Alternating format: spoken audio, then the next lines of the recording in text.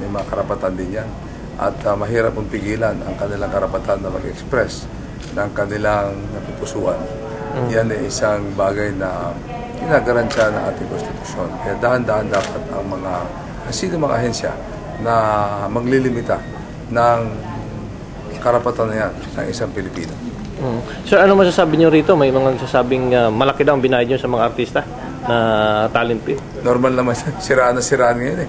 Araw-araw na lang, panibagong siraan na siraan. Ang totoo niya, lahat na nagsusuporta sa akin, konti lang naman yun.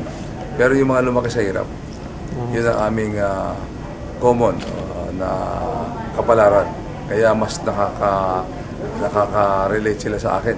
Manny Pacquiao, sila Dolphy, mga pawang lumaki sa hirap yan. Ano masasabi niyo, sir, dito sa... Last question, ha? Oh. Yes, sir. Last question. Anong mga ilang, sir, yung plano niyo po dito pag balik niyo?